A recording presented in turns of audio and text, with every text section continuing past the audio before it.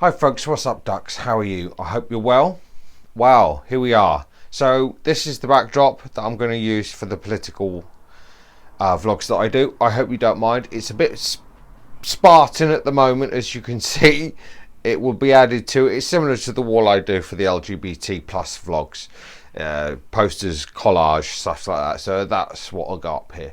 So basically, this vlog is some footage from two of the Kill the Bill protests. Now, the Kill the Bill protest is aimed at the Tories' Police Crime Courts and Sentencing Bill, which is the new legislation the Conservative Party in the UK is trying to push through the House of Commons. Now, fundamentally, this legislation could be called a lot of things: authoritarian, crackdown on public protest. But I tell you what, it can be called: racist. The legislation, particularly in this bill, particularly targets the Roma, Gypsy and Traveller community quite horrifically. And to me, this bill could be called racist. It could be called racist. I think you could justify that, or at least ethnic cleansing to a degree. You could argue that. The bill is designed to make things like causing an annoyance on a protest a simple offence. So banging drums, shouting up at public buildings, all sorts of things that you would consider at a protest, these could now be classified as illegal offences that you could be charged with. This is all aimed at basically the Black Lives Matter movement. It's aimed at what came out over Brexit. It's aimed at, to some degree, the trans rights movement. It's aimed at the Gypsy and Roma and Traveller community. It's aimed at they're on the tip of my tongue. Well, the Black bear with me. The Black Lives Matter movement and Extinction Rebellion, and people like Extinction Rebellion as well. There's been a lot of protests that have sparked up, and some were organised during lockdown, and this made the government very nervous. Now, with the situation we have at the moment, with the fallout from the COVID lockdown, coupled with the fallout from Brexit, it's believed the Tories are panicking and they want to crack down on what you personally, if looking at it, would consider a peaceful protest, or just an average demonstration, say like in Parliament Square, or like you'll see on here on Guildhall Square in Southampton. So this legislation is being brought in because I personally believe the Conservatives are worried about what the fallout from the COVID lockdowns and the economic crash from that and Brexit is going to do in the country. It's hard to see how it will work at the moment. The legislation is going, I believe it's still going through Parliament, or it's going through the Lords. I'm not entirely sure, but they're trying to amend bits of the legislation and change it slightly to make it easier to go through the Lords and then through the Commons itself. So we wait to see what the outcome is, if there will be amendments, if the policy will be reined back, if it will be watered down, if it won't be made to look so draconian and so authoritarian. It's hard to see. But this legislation is unnecessary. Thatcher was the first one to bring in legislation to enforce police officers during protests and demonstrations. That was the Criminal Justice Act in 1986. They then reintroduced another Criminal Justice Act in 1993. That was in response to the rave culture at the time, the music culture at the time, the dance industry, the culture of raves and stuff. It was mainly brought in to do that because there is specific legislation in the Criminal Justice Act 1993 that says a gathering of more than 10 people listening to music of a repetitive nature may be considered as causing an offence. Two bits of legislation that the Tories gave to the police. They don't need any more. They've got enough legislation and powers to police. They don't need any more. This is just in making it more broader. The Kill the Bill legislation, as it's Tories, Police, Crime, Courts and Sentencing Bill. I have to keep doing that because I can't remember it off the top of my head. It's such a long word to say. It's such a long name for a bill. But these pieces of legislation that were brought in since 86 and up till now, all by Tory governments, if you discount the anti-terrorism legislation brought in under Blair, which gave the police exorbitant amounts of powers, more so than they ever had before. But these bills, they don't need this legislation. They have enough power to police.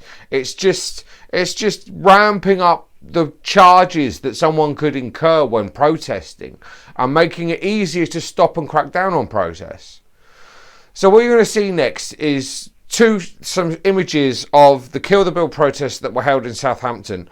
I can't remember off the top of my head the dates of these protests. I think one was held but they were both held in April, end of March, beginning of April. And the last one was of this date, so it's the 20th of April, 2021. The last one took place on the Saturday just gone. I'm not going to work out the date is, just leave it. No, it's the 17th. Yeah, the 17th, on the 17th of April 2021. So 2 protests, one at the end of March and one on the 17th of April 2021. The first one was very well attended for an organised protest that was organised at such short notice and not very well advertised in the city. I didn't know about it. I only found out about it through people in the Socialist Party. So if you were outside those circles and you weren't necessarily a student, you wouldn't have known this protest was going to take place.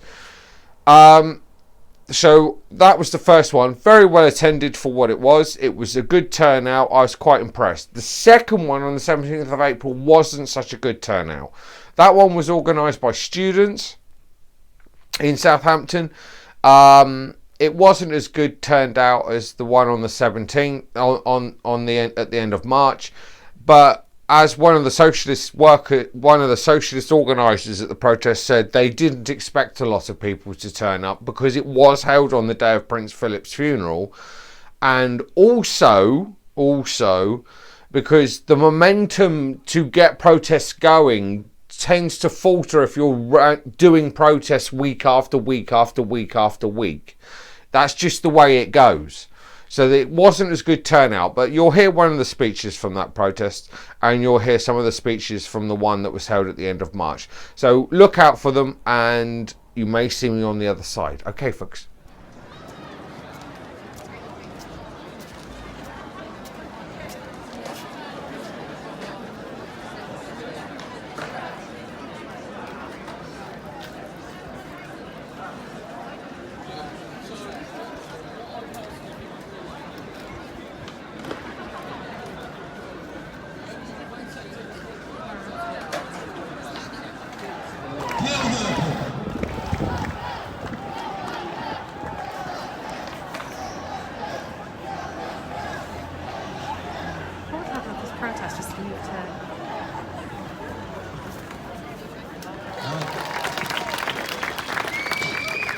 Furthermore, this bill unfairly criminalises the lifestyles of the already alienated traveller and Roma communities.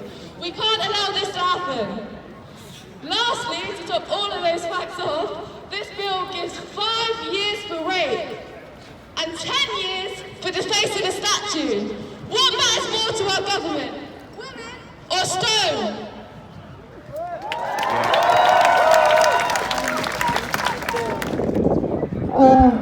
First, tiny bit of housekeeping.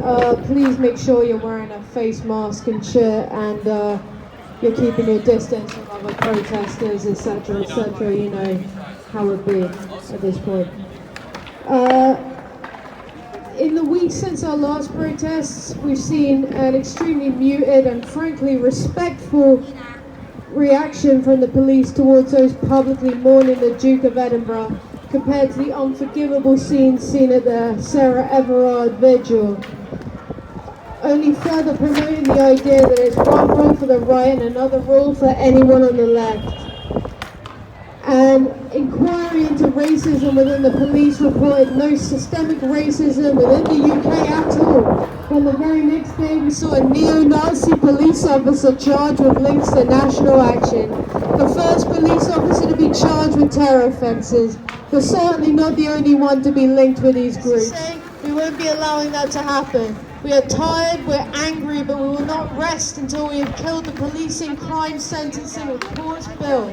until we show Priti Patel, Boris Johnson and the rest of the fucking ghouls at Westminster that all protest by definition is annoying and moreover it's a part of a democratic society. Hi, welcome back. So those were the protests, the Kill the Bill protests that were held in Southampton. They're the two that have taken place so far. There are a number of meetings and stuff being held across the city in the build-up to the legislation going to Parliament for its final reading. I will try and keep you abreast of what is going on. As you know, as I've said in a previous vlog, I have joined the Socialist Party along with my partner and a friend. It would appear there are a lot of people, especially from the trans community in Southampton, joining the Socialist Party at the moment. I don't know if we started a fashion craze or something, I don't know. A lot of I was told by one of the branch organiser in Southampton that yes, they are surprised, but a large number of trans people have joined the party in the last few months. That's positive, and you could probably work out why. So those were the protests. I hope you enjoyed them. I hope the footage was right. Don't worry too much that the second one wasn't well turned out. There are plenty of protests going on across the country that were well turned out.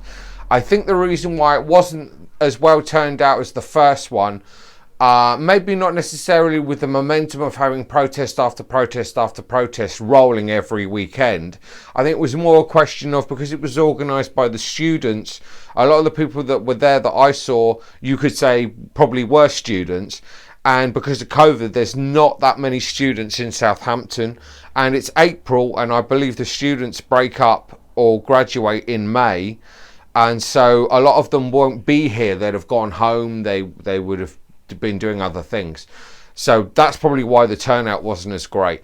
Plus it wasn't as advertised. Both protests weren't as widely known across the cities that they were taking place. I don't know why that is. It's probably just limited to the scope that these organisations that organise these two protests have to get their message out there.